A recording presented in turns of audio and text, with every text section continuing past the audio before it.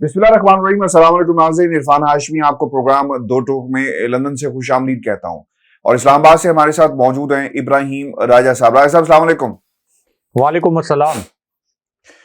राजा साहब, दो खबरें हैं मेरे पास जिस पर हम तफसील से बात करेंगे। पहली खबर, आर्मी चीफ और हाजिर सर्विस फौजी क्यादत पर मरीम नवाज के खास करिंदे ने हमला किया है।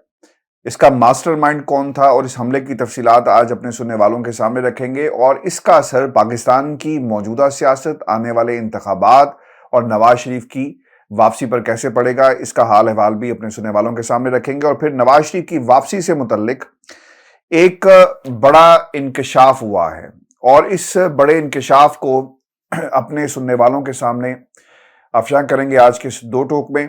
लेकिन राय साहब, ये जो आर्मी चीफ और हाजिर सर्विस फौजी क्यादत वाला मामला है ना, नून लीग जो लंदन से खबरें, इनकी जो सारा दिन मीटिंग जारी रहती है और फिर उसके बाद एक एजेंडा तैयार किया जाता है और इस एजेंडे के तहत कुछ लोग हैं पाकिस्तान मुस्लिम लीग नून के अंदर जो पाकिस्तान की पुरानी एस्टेब्लिशमेंट और पाकिस्तान की मौजूदा एस्टेब्लिशमेंट के हवाले से गुफ्तगू करते हैं।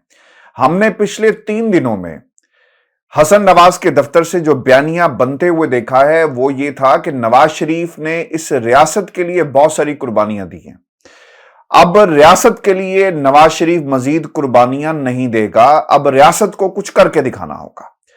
नवाज शरीफ की वापसी के हवाले से जो कानूनी रुकावटें थी उसका जिक्र किया गया, उन रुकावटों को दूर किया जाएगा। रुकावटें दूर नहीं होती, रुकावटें कोई भी नहीं है। आपने अदालत में अपने आप को पेश करना, एक सजा थी, उसकी अपील करें और अदालत फैसला करेगी। अब इनका इशारा पाकिस्तान की पुरानी एस्टेब्लिशमेंट में थी।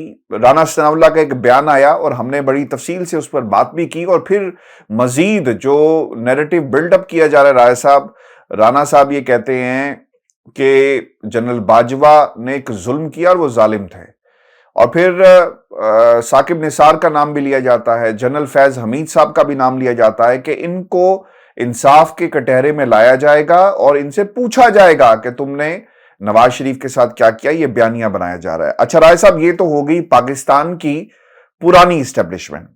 अब आ जाते हैं पाकिस्तान की मौजूदा क्यादत के ऊपर। आपने जवेद लतीफ साहब को जब जब भी बोलते देखा कि हम ये नहीं कहेंगे अगर मरियम को कुछ हुआ कि पाकिस्तान खप्पे का नारा हम नहीं लगाएंगे, ये इन्होंने कहा था। फिर इनके खिलाफ जो कुछ हुआ पाकिस्तान में सबके सामने है।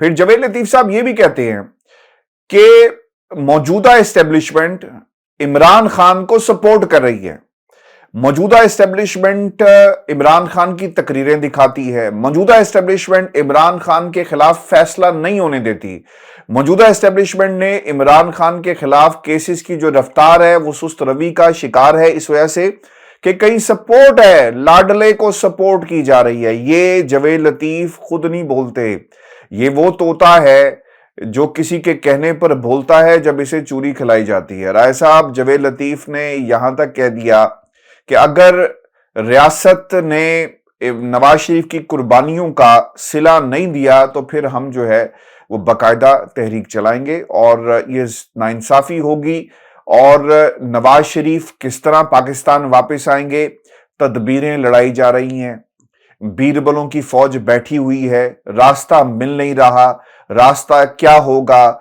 हम माजी में राय साहब इसी प्लेटफॉर्म पे कहते थे कि नवाज शरीफ को जनरल परवेज मुशर्रफ की तलाश है और फिर हमने जनरल बाजवा की शक्ल में देखा कि उनके साथ NRO2 यानी अब ये पूरी की पूरी नून लीग और PDM का टोला NRO2 पॉजिटिव जो आ गया है, इसमें वो मुशर्रफ साहब वाला किरदार जनरल बाजवा ने अदा किया और हमने NRO2 देते हुए इन्हें देखा। अब इन्हें NRO2 प्लस की एक्सटेंशन चाहिए और उसके लिए सबसे बड़ा सवाल ये है, जो प्रेशर डाला जा रहा है पाकिस्तान की मौजूदा एस्टेब्लिशमेंट पर नून लीग की क्यादत की तरफ से, नून लीगी जितने भी लोग हैं उनकी तरफ से, मौजूदा general army chief general Asim Munir के ऊपर कि रास्ता दिया जाए नवाज शरीफ को पाकिस्तान आने की तरफ से। ये वाइब्स लंदन से आ रही हैं। हैविंग सेड दैट, राय साहब, आपको क्या लगता है कि इमरान खान खामोश बैठा रहेगा कि एक जनरल बाजवा थे जिन्होंने नवाज शरीफ को मुल्क से बाहर निकाल दिया और अगर इसकी तरदीद आना होती तो आ भी जाती कि जनाब ऐसी बात नहीं है, जनरल बाजवा ने मुतादिद दफा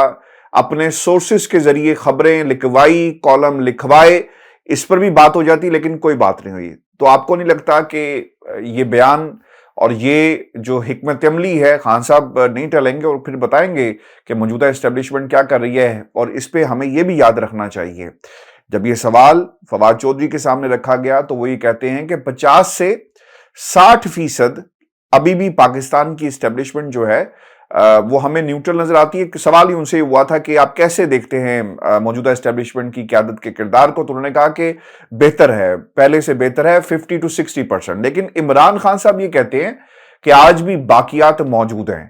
آپ کو کیا لگتا ہے خان صاحب خاموش رہیں گے جب نواز شریف کو ریلیف مل جائے گا کسی بھی اسلام آباد کی عمارت کو جہاں پر اس وقت آپ موجود ہیں ڈکلیئر کر دیا جائے گا کہ آج سے یہ سب جیل ہے پاکستان کی عوام؟ اور کیا اس کارکردگی کو الیکشن میں قبول کرے گی اور خان صاحب قبول کریں گے؟ ان سے تو ہضم نہیں ہو رہا، یا پوری پاکستان تحریک انصاف سے ہضم نہیں ہو رہا جو کچھ پنجاب میں اس وقت ہو رہا ہے. جی رائے صاحب. دیکھیں ہاشمی صاحب، ایک تو یہ جاوید لطیف نہیں ہے، یہ مریم نواز ہیں. جاوید لطیف کی ماسٹر مائنڈ مریم نواز ہیں. مریم نواز نے جاوید لطیف کے ذریعے شہباز شریف اور خواجہ آصف پر بھی حملہ کروایا تھا، اور جاوید لطیف کو یہ کہا تھا کہ تم ٹی وی پروگرامز میں یہ کہو کہ شہباز شریف اور خواجہ آصف اسٹیبلشمنٹ کی گیم کھیل رہے ہیں اور نواز شریف کی سیاست ختم کرنے کی کوشش کر رہے ہیں. اور پھر جاوید لطیف نے جب یہ 2 مرتبہ 2 ٹی وی انٹرویوز میں یہ بات کی تو شہباز شریف ناراض ہو گئے. پہلے تو مریم نواز نے جاوید لطیف کو شو کا نوٹس نہیں ہونے دیا. جب شہباز شریف اور خواجہ آصف ناراض ہوئے، یا ناراضی کا انہوں نے ایک آپ کہہ لیں کہ بہانہ بنایا، اور 2-3 اجلاسوں میں جب وہ شریک نہیں ہوئے تو اس کے بعد چاروں ناچار ایک شو کاز نوٹس جاری کیا گیا جاوید لطیف کو.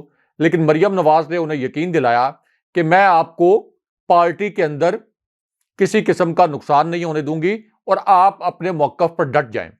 اور اس کے بعد جاوید لطیف نے یہ کہا کہ مجھے کوئی اپنے موقف سے نہیں ہٹا سکتا، اور اس شو کاز نوٹس کا جواب بھی نہیں دیا.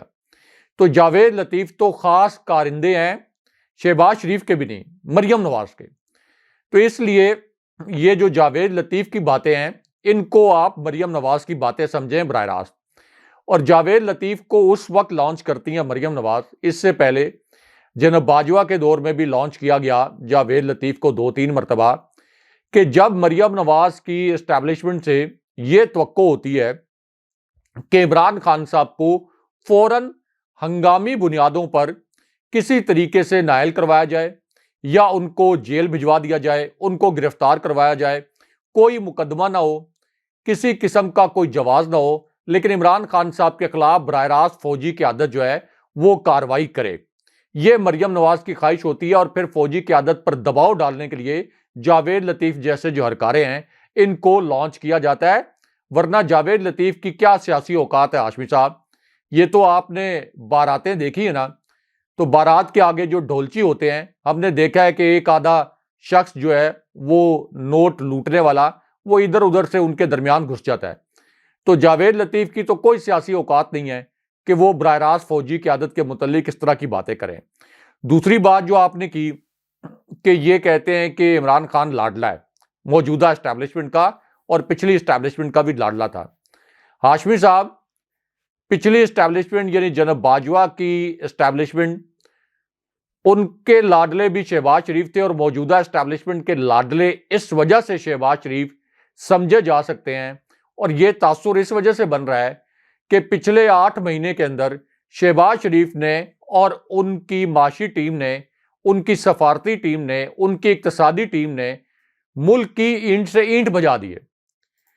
ملک میں جتنی تباہی پچھلے 9 ماہ میں ہوئی ہاشمی صاحب، یہ تو پاکستان کے اوپر جو بدترین ادوار رہے ہیں ان میں بھی اس قسم کی تباہی نہیں ہوئی جس قسم کی تباہی شہباز شریف کے دور میں ہوئی ہے. باوجود اس کے کہ عوام کی جیبوں پر ڈاکے مار کے انہوں نے معیشت کو سنبھالنے کی کوشش کی، اپنے پلے سے تو ایک پیسہ نہیں دیا، لیکن عوام کی جیبوں پر ڈاکے مارے، بجلی 250% مہنگی کر دی، گیس 150% مہنگی کر دی، 200 ارب روپے کے یہ مزید ٹیکس لگا رہے ہیں. پیٹرول کو آپ دیکھیں کہ انہوں نے تقریباً 120% تک مہنگا کیا، لیکن اس کے باوجود آج معیشت دیوالیہ ہے۔ اور مفتاح اسماعیل کا آج کے دن میں آپ نے ایک بیان بھی سنا ہوگا کہ وہ یہ کہتے ہیں کہ پچھلے 4 ماہ میں معیشت کے ساتھ کھلواڑ کیا گیا ہے، اور اس وقت ہمارا جو کوئی دوست ملک ہے سعودی عربیہ سمیت، وہ اس امپورٹڈ حکومت کی نااہلی اور کرپشن کے تاثر کی وجہ سے ہمیں 1 روپیہ، 1 ڈالر، 1 ریال دینے کے لیے تیار نہیں ہے۔ تو ہاشمی صاحب، اس کے باوجود اگر اسٹیبلشمنٹ نے شہباز شریف کو مسلط رکھا ہوا ہے تو اس کا مطلب کیا ہے کہ اصل میں شہباز شریف جو ہیں وہ اسٹیبلشمنٹ کے لاڈلے ہیں۔ ورنہ یہ کس طرح سے ہو سکتا ہے کہ ایک جعلی مینڈیٹ والی حکومت جو کہ ملک کو تباہ و برباد کر رہی ہو اور فوج یہ دیکھ رہی ہو کہ ملک تباہ و برباد ہو رہا ہے، اس کے باوجود وہ جعلی مینڈیٹ والی حکومت اس طرح سے قائم رہے اور ایک ووٹ پر کھڑی ہوئی حکومت جو ہے وہ اب تک قائم رہے؟ ورنہ تو ہاشمی صاحب، یہاں پر عمران خان صاحب کے پاس تو 180 ووٹ تھے، 180 ووٹ تھے، لیکن آپ دیکھ لیں کہ کس طرح سے عمران خان صاحب کی حکومت، جب ایم کیو ایم کو اشارہ ملا، کاف لیگ کو اشارہ ملا، کاف لیگ کے کچھ ارکان کو، طارق بشیر چیمہ وغیرہ کو، اور بلوچستان عوامی پارٹی کو، تو کس طرح انہوں نے عمران خان صاحب کے خلاف تحریک عدم اعتماد میں ووٹ دے دیے۔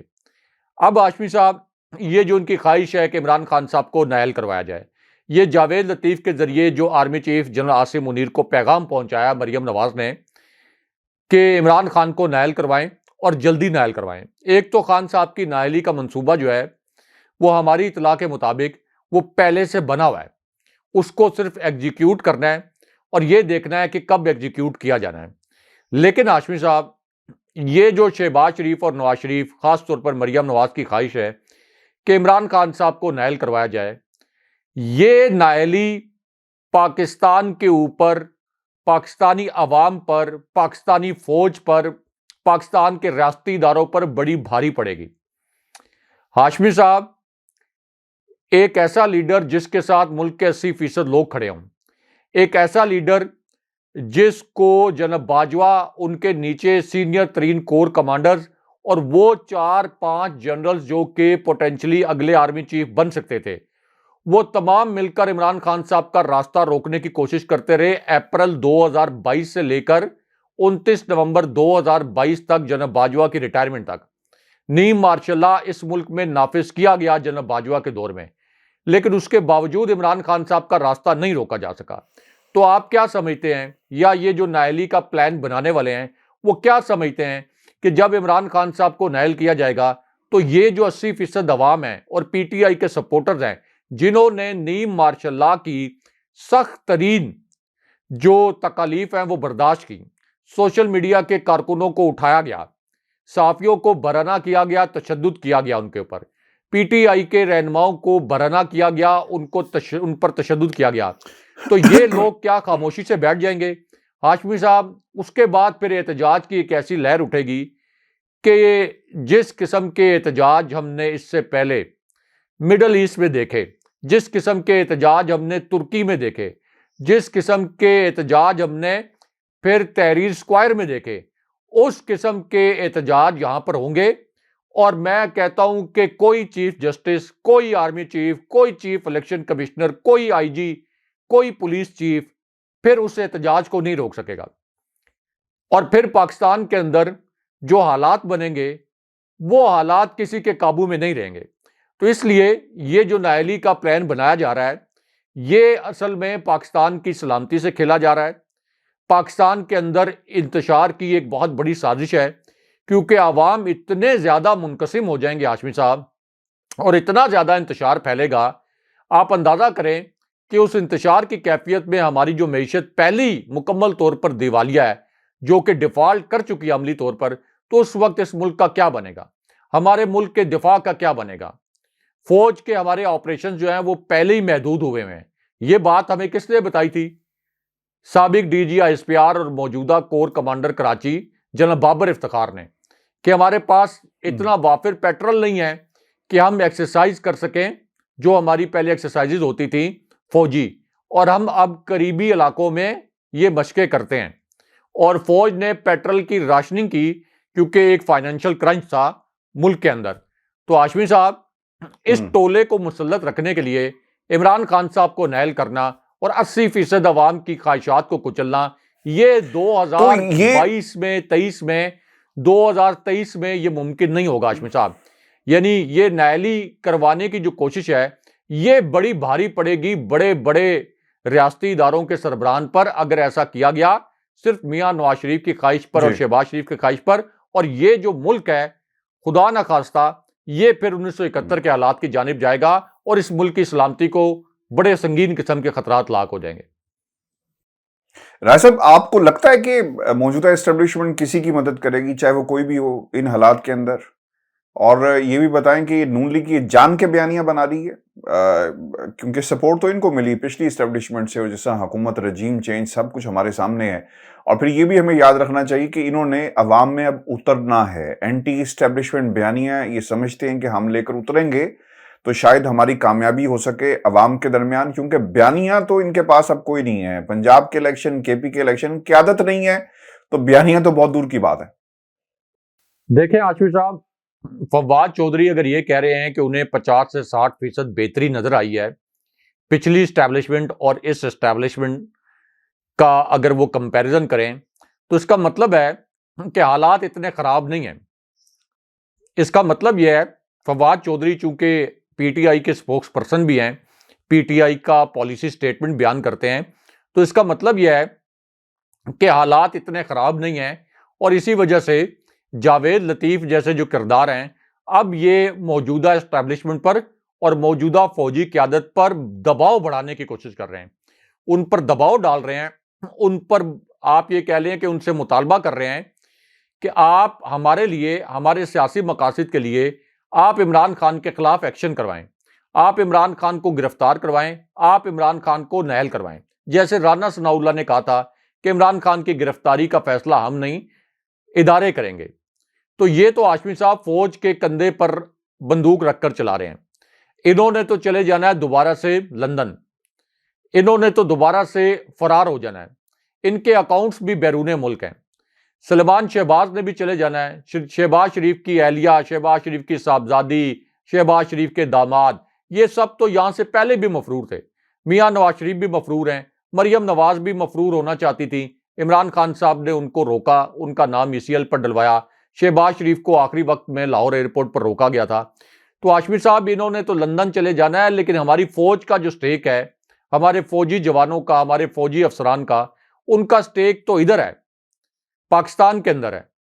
تو اس لیے ان کو مسلط رکھنے کے لیے میں اگین یہ کہتا ہوں کہ یہ اگلے 3-4 ماہ ہیں، اگلے 3-4 ماہ ہیں، اس سے زیادہ اسٹیبلشمنٹ ان کا بوجھ نہیں اٹھائے گی، اور جیسے ہی کیئر ٹیکر سیٹ اپ آئے گا ان کو خدا حافظ کہہ دیا جائے گا۔ کیئر ٹیکر سیٹ اپ آئے گا، اسٹیبلشمنٹ اپنے جو انٹرنل سرویز ہیں اگلے الیکشن کے متعلق، پارٹی پوزیشن کے متعلق، ان سرویز کو دیکھے گی، اور اسٹیبلشمنٹ، میرا گمان ہے، میرا تجزیہ ہے کہ اتنا بڑا مس ایڈونچر نہیں کرے گی کہ عمران خان صاحب کو، جن کو 80% لوگوں کی حمایت حاصل ہے، ان کو ہرانے کے لیے اتنا بڑا مس ایڈونچر کرے کہ سب کو پتا چلے کہ یہ جو ایڈونچر ہے یہ فوج نے کروایا ہے۔ اتنا بڑا ایڈونچر کرے اور اتنے بڑے پیمانے پہ دھاندلی ہو کہ فوج پر انگلیاں اٹھنا شروع ہو جائیں، تو مجھے نہیں لگتا کہ فوج اتنے پٹے ہوئے گھوڑے کے اوپر بیٹ لگائے گی۔ ابھی یہ باتیں ناممکنات لگتی ہیں۔ ابھی کچھ لوگوں کے میں نے کامنٹس دیکھے تھے، وہ یہ کہہ رہے تھے کہ دیکھیں کراچی کے جو لوکل باڈیز الیکشن ہیں ان میں بھی تو دھاندلی ہوئی ہے۔ اچھا، کراچی کے جو لوکل باڈیز الیکشن ہوئے ہیں ان کے جو ڈائنامکس تھے وہ انٹائرلی ڈیفرنٹ تھے۔ یہاں پہ آپ کی ظاہر ہے کہ جماعت اسلامی کی پینیٹریشن بھی تھی، جماعت اسلامی نے کام کیا تھا، دھاندلی پیپلز پارٹی نے دبا کر کی، لیکن لوکل باڈیز کے الیکشن میں براہ راست اسٹیبلشمنٹ جو ہے وہ اس طرح سے انٹروین نہیں کرتی، اور پھر پیپلز پارٹی نے مقامی سطح پر، جیسے حافظ نعیم الرحمان صاحب نے شواہد بھی سامنے رکھے کہ بڑے پیمانے پر دھاندلی کی، ورنہ کراچی سے تو پیپلز پارٹی جیت نہیں سکتی تھی۔ لیکن جو نیشنل لیول کا الیکشن ہے، دیکھیں جو کراچی میں الیکشن ہوا ہے اس کے متعلق تو تحریک انصاف نے بھی یہ نہیں کہا کہ یہاں پر کوئی اسٹیبلشمنٹ دھاندلی میں ملوث تھی یا اسٹیبلشمنٹ نے دھاندلی کروائی ہے۔ یہ تو عمران خان صاحب نے بھی یہ الفاظ نہیں بولے، نہ انہوں نے اس قسم کا تاثر دیا۔ یہ تو براہ راست الزام جو ہے وہ پیپلز پارٹی پر لگایا گیا ہے کیونکہ اس کے ڈائنامکس ہی بالکل ڈفرنٹ تھے. اب ہاشمی صاحب یہ جو نیشنل لیول کے اوپر جو الیکشن ہوتا ہے اس کے ڈائنامکس جو ہیں یہ مکمل طور پر مختلف ہوتے ہیں. جی عمران خان صاحب کے متعلق یہ بھی پتا ہے اسٹیبلشمنٹ کو، اور اب تو ان کو سب سے زیادہ عمران خان صاحب کو جانچنے کا موقع ملا ہے جناب باجوہ کے 8 ماہ کے دور میں، اپریل 2022 سے 29 نومبر 2022 تک، کہ عمران خان صاحب کو اگر دھاندلے کے ذریعے جرلو پھیر کر ہروایا بھی گیا تو عمران خان صاحب کوئی ڈر سے خوف سے گھر نہیں بیٹھیں گے. عمران خان صاحب تو لوگوں کو موبلائز کریں گے اور اتنے بڑے پیمانے پہ احتجاج ہوگا کہ جناب باجوہ کی اسٹیبلشمنٹ جس طرح سے پیچھے ہٹنے پر مجبور ہو گئی تھی، تو یہ تمام جو دباؤ ہے وہ آ جائے گا اسٹیبلشمنٹ پر، اور سیاسی فائدہ کس کو ہوگا؟ شہباز شریف کو. اس لیے ہاشمی صاحب یہ ساری جو کیلکولیشن کور کمانڈرز کریں گے army chief general Asif Munir کی قیادت میں، جب کیئر ٹیکر سیٹ اپ آئے گا، تو میرا تجزیہ اگین یہ ہے، ابھی لوگوں کو یہ بات شاید لگتا ہے کہ نہیں اس کے اندر کوئی اتنا یہ ممکنات میں نہیں ہے، لیکن میرا تجزیہ یہ ہے کہ اتنے بڑے پیمانے پر جھرلو جو ہے وہ پھیرنا ناممکن ہوگا، اور پھر کیئر ٹیکر سیٹ اپ جب آ جائے گا تو اسٹیبلشمنٹ کے اوپر موجودہ حکومت کا جو اثر و رسوخ ہے یہ بھی کم ہو جائے گا اور حالات یکسر بدل جائیں گے. اچھا راج صاحب، کیونکہ میں لندن میں موجود ہوں اور خبریں جو باہر نکل رہی ہیں نا وہ ایسی خبریں ہیں کہ ایک راہ ہموار کی جا رہی ہے. ہم نے پاکستان کے اداروں پر یا ماضی میں کیا پریشر بلٹ اپ کیا گیا اور اب کس طرح سے چیزوں کو یہ ایک شکل دینا چاہتی ہے پاکستان مسلم لیگ نون کی، اس پر تو ہم نے تفصیل سے بات کی. لیکن راج صاحب ایک اور بھی اہم پہلو ہے، اور وہ یہ پہلو ہے کہ پاکستان کی عدالتوں کو بھی رانا ثناء اللہ کے ذریعے ایک پیغام دیا گیا ہے کہ اپنے حالات کو ٹھیک کرے، یعنی دھمکی ڈکٹیشن دیتے ہوئے وہ ہمیں نظر آتے ہیں، اور پھر وہ ایک پیغام لے کر بھی پاکستان اور آئیں گے، اور پھر ساری سچویشن جو ہے کس طرف لے کر جانی ہے مختلف طاقتوں کے لیے اور پاکستان کی عدالتوں کے لیے. لیگل ٹیم تیار ہو رہی ہے، نواز شریف کی وطن واپسی کے حوالے سے پورا ایک پلان جو ہے ترتیب دیا جا رہا ہے. اسی پلان میں ایک پلان ہے مریم نواز کی واپسی، 27 اور پھر 28 کو پاکستان آئیں گے. 1,000 بندے کی ڈیوٹی لگا دی گئی ہے. لیڈروں کی واپسی کے لیے ڈیوٹیز نہیں لگتی، لوگ سڑکوں پر اپنی مرضی سے نکلتے ہیں. راج صاحب لیڈر جب قدم گھر سے باہر نکالتا ہے تو لوگ پہلے سے موجود ہوتے ہیں ایک جھلک دیکھنے کے لیے، انہیں اندازہ ہوتا ہے کہ یہاں سے ہمارا لیڈر جو گزرے گا یا لیڈر نے باہر آنا ہے.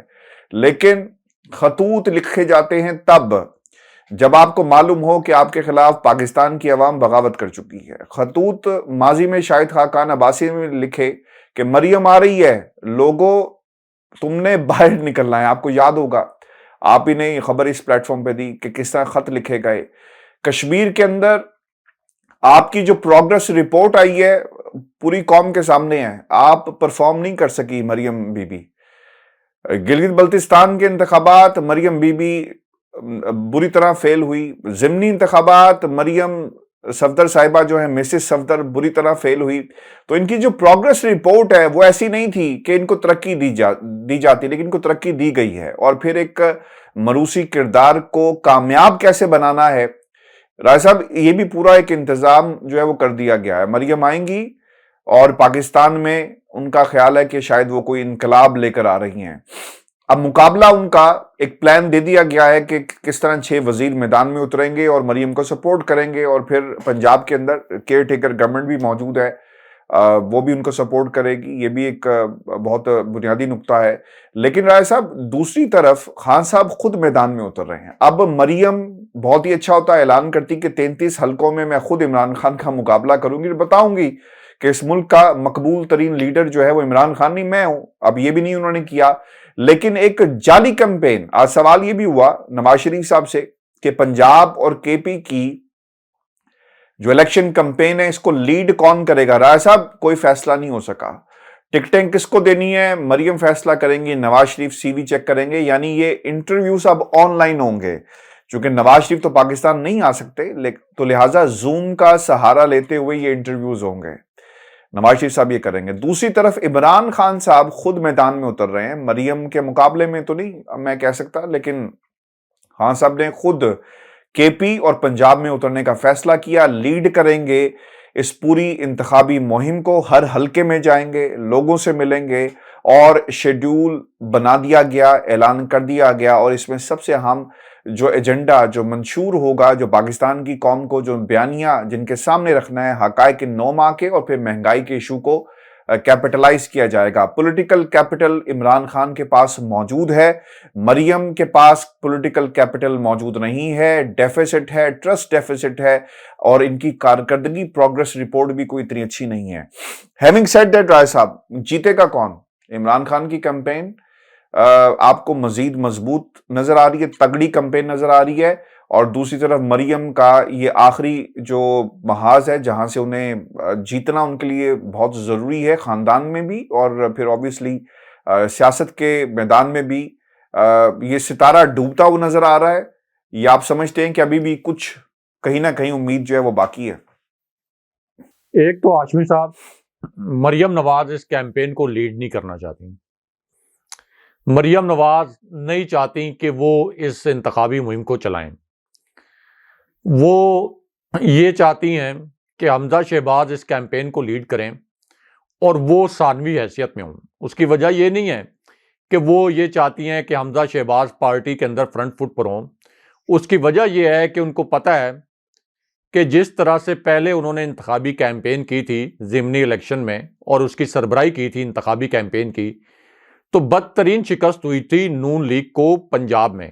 اور وہ سب سے بڑا شوق تھا نہ صرف نون لیگ کے لیے، اسٹیبلشمنٹ کے لیے بھی، پورے پاکستانی عوام کے لیے بھی، کہ یہ کیسے ہو سکتا ہے کہ وفاق میں بھی حکومت جو ہے وہ شہباز شریف کی ہو، پنجاب میں حمزہ شہباز کی حکومت ہو، جناب باجوہ حمزہ شہباز کو اور شہباز شریف کو سپورٹ کر رہے ہوں، ان کے نیچے جو کور کمانڈرز تھے وہ حمزہ شہباز اور شہباز شریف کو سپورٹ کر رہے ہوں، الیکشن کمیشن ان کو سپورٹ کر رہا ہو، اس کے باوجود عمران خان صاحب ضمنی الیکشن نہ صرف جیتیں بلکہ 2/3 اکثریت سے بھی زیادہ میجورٹی کے ساتھ وہ جیت جائیں، اور لاہور میں تو 3/4 اکثریت انہوں نے حاصل کی، 4 میں سے 3 نشستیں انہوں نے جیت لیں۔ تو مریم نواز پر تو اس وقت بڑی شدید قسم کی تنقید ہوئی تھی۔ اب ہاشمی صاحب، 2 کیمپس جو ہیں اس وقت نون لیگ کے اندر، مریم نواز کا کیمپ اور حمزہ شہباز کا کیمپ، ان کی آپس کی بھی رفٹ ہے۔ اب اگر مریم نواز یہ انتخابی مہم کی سربراہی کرتی ہیں تو عمران خان صاحب کے ساتھ تو ان کا کوئی کمپیرزن کیا نہیں جا سکتا، کسی قسم کا موازنہ ممکن ہی نہیں ہے۔ عمران خان صاحب کا ایک جلسہ مریم نواز کے 5 جلسوں سے بڑا ہوتا ہے، اور صرف جلسے کی بات نہیں ہے، یعنی یہ جو 1,000 لوگوں کو لانے کے لیے کہا گیا ہے، اور یہ کہا گیا ہے کہ اگر 1,000 لوگ آپ نہیں لے کے آئے، خاص طور پر ایم پی ایز کو، تو پھر آپ کو اگلی مرتبہ ٹکٹ نہیں ملے گا۔ تو یہ ایک لا تعلق سا کراؤڈ ہوتا ہے ہاشمی صاحب، یہ لا تعلق سے عوام ہوتے ہیں، یعنی جن کو کسی لالچ کی بنیاد پر، کوئی بریانی کی پلیٹ کی بنیاد پر، کوئی 2,000 فی ووٹ کی بنیاد پر ان کو لے تو آتے ہیں۔ لیکن آپ نے دیکھا ہے کہ جو نون لیگ کا جلسہ ہوتا ہے، وہ جب مریم نواز خطاب کر رہی ہوں یا حمزہ شہباز خطاب کر رہے ہوں یا جو بھی خطاب کر رہا ہو، نیچے جو کراؤڈ ہے اس کا کوئی کنیکشن خطاب کرنے والے سے نہیں ہوتا، وہ خود کو خطاب کرنے والے سے ریلیٹ نہیں کر پا رہا ہوتا، اس وجہ سے وہ نیچے لوگ یا تو خاموش ہوتے ہیں یا وہ آپس میں گپ لگا رہے ہوتے ہیں، اور اوپر سے بار بار کہا جاتا ہے کہ جی ہمارے نعروں کا جواب دیں۔ عمران خان صاحب کے جلسوں کا جو کراؤڈ ہے وہ اتنا پرجوش ہوتا ہے کہ عمران خان صاحب کو ان کو خاموش کروانا پڑتا ہے، عمران خان صاحب کے لیے تقریر کرنا مشکل ہو جاتا ہے، اس قدر نعرے لگ رہے ہوتے ہیں، اتنا ایکسائٹیڈ ہوتا ہے کہ بار بار، یعنی یہ بھی پاکستان کی تاریخ میں پہلی مرتبہ ہوا ہے کہ کراؤڈ کو لایا نہیں جاتا، کراؤڈ خود جوش و خروش سے پہنچ جاتا ہے وہاں پر، اس کو ایک بڑا ایونٹ سمجھ کر خود پہنچ جاتا ہے کہ جس کو مس نہیں کرنا۔ تو عمران خان صاحب کے جلسے اس قسم کے ہوتے ہیں، اسی وجہ سے وہ جلسے پھر رزلٹس میں ٹرانسلیٹ ہوتے ہیں، آپ دیکھ لیں کہ پھر وہ نتائج کے اندر بدل جاتے ہیں جو ان کی وہاں پہ اٹینڈنس ہوتی ہے۔ تو اس لیے مریم نواز کی نہ کوئی سیاسی سٹرگل ہے، نہ مریم نواز کا کوئی سیاسی ایسا سٹیچر ہے کہ عمران خان صاحب کا وہ مقابلہ کر سکے۔ پہلے تو مریم نواز بڑی ریلیکٹنٹ بھی تھی اور ان کا خیال تھا کہ وہ انتخابی میدان میں نہ آئیں، لیکن اب چونکہ مجبوری ہے، نواز شریف فوراً ہنگامی طور پر تو آ نہیں سکتے، اور ان کو بھی پتہ ہے کہ اگر ہنگامی طور پر آ گئے تو یہ جو آخری بھرم راہ سا انہوں نے رکھا ہوا ہے کہ نواز شریف واپس آئیں گے تو عمران خان صاحب کا مقابلہ کر لیں گے، وہ بھرم بھی انہی پنجاب اور کے پی کے الیکشن میں مکمل طور پر ٹوٹ جائے گا۔ تو اس وجہ سے اب مریم نواز کو یہ چاروں ناچار اتار تو رہے ہیں، لیکن یہ مریم نواز کے سیاسی مستقبل کے ساتھ میں سمجھتا ہوں بڑی زیادتی ہے۔ مریم نواز کو انہوں نے زبردستی سینئر نائب صدر تو بنا دیا، آگے ان کو یہ صدر بھی بنانا چاہتے ہیں، پارٹی کا صدر یعنی شہباز شریف کو ہٹا کر۔ اس پر شہباز شریف اور حمزہ شہباز کو بڑے شدید تحفظات بھی ہیں، لیکن زبردستی کیسے رائے صاحب؟ مجھے اس پہ تحفظات ہے، زبردستی کیسے؟ ان کی اپنی خواہش نہیں ہے، نواز شریف نے زبردستی بنایا؟ کس نے بنایا زبردستی؟ نواز شریف نے بنایا نا زبردستی مریم نواز۔ دیکھیں جو نون لیگ کا آئین ہے نا، یہ ہر پارٹی کا اپنا ایک آئین ہوتا ہے۔ نون لیگ کا جو آئین ہے اس کے اندر نائب صدر سے ڈائریکٹ آپ صدر نہیں بن سکتے۔ ابھی نائب صدر سے ان کو سینئر نائب صدر بنایا گیا تو بڑے بڑے جو پارٹی کے رہنما ہیں، بڑے بڑے پارٹی کے رہنما، وہ ان کے ماتحت ہو گئے ہیں۔ اب سینئر نائب صدر بنانے کا ان کا مقصد یہ تھا کہ یہ اگلا جو الیکشن ہے 2023 میں، اس میں کسی بھی وقت نواز شریف چاہیں تو کہیں کہ پارٹی کے صدر مریم نواز ہے اور اگلی ہماری کینڈیڈیٹ پرائم منسٹر کے لیے مریم نواز ہوں گی۔ تو اس پر ظاہر ہے کہ شہباز شریف تو نہیں چاہتے، ان کو تو یہ اچکن پہننے کا ایک چسکا لگ گیا ہے، شیروانی پہننے کا چسکا لگ گیا ہے پرائم منسٹر ہاؤس میں، جہاں ہمیشہ نواز شریف رہے ہیں۔ اب شہباز شریف جو ہے اس بیڈ روم میں، اور پھر وہ پرائم منسٹر ہاؤس کا جو ڈائننگ روم ہے وہاں، وہ ظاہر ہے کہ ان کو ایک آپ یہ کہتے ہیں نا منہ کو ایک چسکا لگ گیا، ذائقہ لگ گیا ہے۔ تو اب تو شہباز شریف نہیں چاہتے کہ وہ پرائم منسٹر ہاؤس سے نکلیں، حمزہ شہباز تو نہیں چاہتے ان کے والد گرامی وہاں سے نکلیں۔ تو اس وجہ سے ایک انٹرنل رفٹ تو موجود ہے، یعنی ڈیل لینے کے معاملے میں تو شریف خاندان جو ہے وہ ہمیشہ ایک پیج پر ہے، اسٹیبلشمنٹ کے پاؤں پکڑنے پر اور گڈ کاپ بیڈ کاپ کا کھیل کھیلنے پر، اس میں تو یہ ایک پیج پر ہیں، لیکن انٹرنل رفٹ کے معاملے پر ایک پیج نہیں ہے۔ اور یہ مریم نواز اور حمزہ شہباز کا جو کیمپ ہے یہ تو ایک حقیقت ہے۔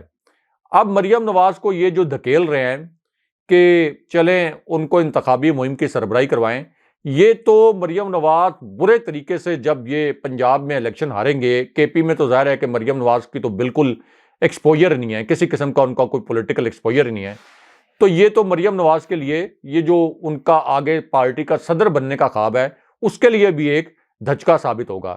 تو اس لیے مریم نواز کی آنیوں جانیوں سے کسی قسم کا کوئی فرق نہیں پڑنے والا۔ یہ مریم نواز واپس آئیں، اس کے بعد دوبارہ لندن جائیں، واپس آئیں، 6 دفعہ جائیں، 6 دفعہ آئیں، تب بھی نتیجہ جو ہے وہ 0/0 ہی رہے گا۔ تب بھی نتیجہ وہی ہوگا کہ عمران خان صاحب پنجاب اسمبلی میں 2/3 اکثریت، دوبارہ آپ دیکھیں گے کہ 2/3 اکثریت کے ساتھ وہ یہ الیکشن جیتیں گے۔ بہت شکریہ صاحب۔ ویورز، یہ آج کا شو تھا ہمارا دو ٹوک۔ اپنے کمنٹ ضرور بھیجیے گا، چینل کو سبسکرائب کرنا مت بھولیں۔ مجھے اور ابراہیم راجہ صاحب کو اجازت دیجیے۔ اللہ نے کے بعد۔